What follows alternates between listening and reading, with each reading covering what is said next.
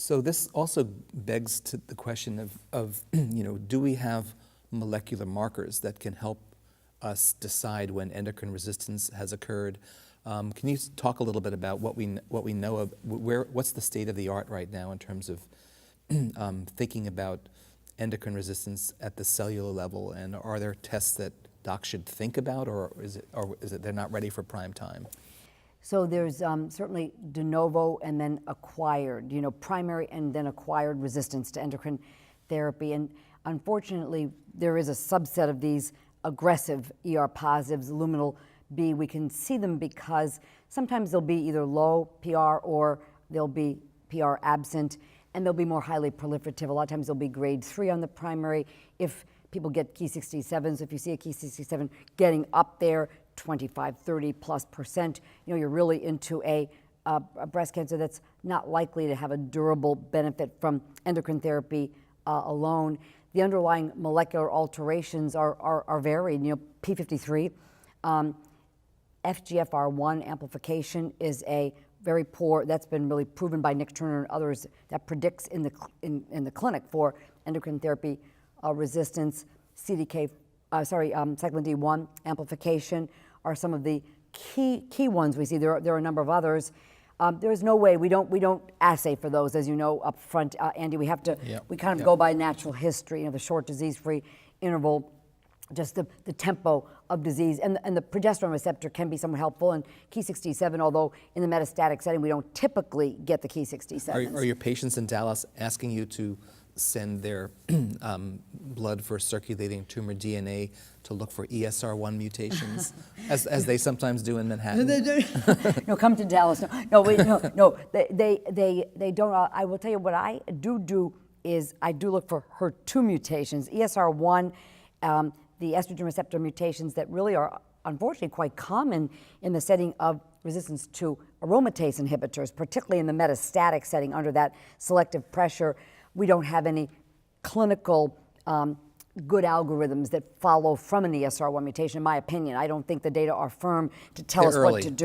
They're early yet. They're early yet, and we know, like, mTOR inhibitors work. We know CDK4/6 inhibitors work. So, but the HER2 mutations are the thing that I will get either a biopsy and look for, with next-gen sequencing, or a ctDNA, and I'll periodically look for HER2 mutations because. Interesting. But they are not 100%, but they are largely mutually exclusive with ESR1 mutations early on. Later in the course of disease, when you have multiple subclones, you can see different subclones with HER2 mutations and ESR1 mutations, but not in the same cell because they're not necessary. But if somebody does not have an ESR1 mutation, I tend to keep looking for it because it can lead you down a whole nother pathway of therapy for patients. But in the acquired setting, there's remodeling of the cells. When you take away the estradiol ligand, the cells can make heregulin, which then in an autocrine fashion signal through HER2, HER3. The whole HER family comes upregulated. IGF-1, the insulin-like growth factor receptor, comes upregulated. They all cross-talk with each other. They'll use whatever ligands around, basically, So the cells just remodel to signal down, and then they're all impinging on the cyclin D1. They all impinge down on the CDK4/6 proteins, which then drive the cell cycle. It's very remarkable whether it's a primary resistance with the FGFR1 amplification or upregulation of the HER family, in response. It all comes down to the central nodal point of cyclin D1, CDK4, which is why these agents are so useful for patients, basically. Yeah, no, it certainly will be interesting if and perhaps when PI3 kinase inhibition is ready for prime time, because it's going to expand how we interrogate breast cancers, for sure. Yes, the whole PIK3CA mutation, which was 40% of ER-positive HER2 negatives, interestingly, in the adjuvant setting, that predicts for a favorable prognosis because it's a real luminal A-type biology. But in the metastatic setting, when you've taken away estradiol as a ligand, the PIK3CA cancers, the PIK3CA mutant cancers, can make heregulin, and then that's how it remodels, up through the HER2, HER3, and so it'll be lovely to have a specific inhibitor of PIK3CA, which we can talk to. So here we are with endocrine therapy resistance. Right, and still we're just testing for ER and PR at this moment in time, and everything else is... Right. Watch that space closely. Right. Exactly, Okay. exactly. So what do we do? What do we do after CDK4/6 inhibitor progression? So, this question makes me think back to, what do we do after progression on trastuzumab in HER2-positive breast cancer? And I remember once upon a time, my colleagues said, well, we've just got to continuously suppress HER2. And I said, well, show me the data. And there wasn't any data. And I tend to be more conservative in my oncology and maybe more liberal in my politics. But I will say that I personally am happy to wait for the data. So my practice is in the absence of data, and there will be data from trials, I tend not to continue CDK4 inhibition beyond progression and, for example, combine it with yet another anti-estrogen therapy. I think it's a great question for a clinical trial.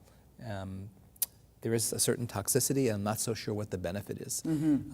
And maybe the believers will say, I told you so, when they have the information, but currently we don't. The one scenario where I think it's fair, and granted Monarch 1, the abemaciclib monotherapy trial, did not include CDK4/6 inhibitor experienced patients, but if I have a woman who's had a CDK4/6 inhibitor with their initial endocrine therapy, perhaps has progressed, has been on other therapies, I am inclined to use abemaciclib monotherapy. I don't think that's crazy. And again, those patients weren't enrolled in, they weren't allowed to enroll in Monarch. There probably weren't that many of those patients around at that point anyway. Right. Have you seen any responses or stable disease? So I think my sample size is 2 or 3. So, and actually, one of them is a male breast cancer patient who's actually had a very nice, durable response. With abema having had prior monotherapy, yeah. Wow, yeah. interesting, cool. So yeah. Interesting. Yep. Yeah, I do exactly the same thing, Andy. I'm not continuing the CDK4/6 inhibitor that there's been progression on, even though there's been a lovely response. I'm not continuing it. I think probably more than anything because of what we're kind of learning about some of the mechanisms of resistance, and it doesn't exactly make sense to me biologically to continue it. We have no clinical data as well. For example, upregulation of CDK2 and cyclin E, for example, or loss of RB. Sometimes, though, there's preclinical data of upregulation of the HER family pathway, and then you say, well, maybe I'll keep that going, then and add something else. So, for example, the triplet of ribociclib, letrozole, and everolimus. You can only get a small dose of everolimus in with that triplet. There's a PK interaction. Yeah, PK interaction. Yeah. And it's just early phase 1-2 data, but the waterfall plot looks pretty nice. But those patients, now they're studying patients who are progressing on a CDK4/6. The phase 1 was have a more heavily pretreated population, not necessarily have had prior CDK4/6 exposure. So that's a triplet of great interest. But I haven't done that in practice. But I think that's an interesting evolution.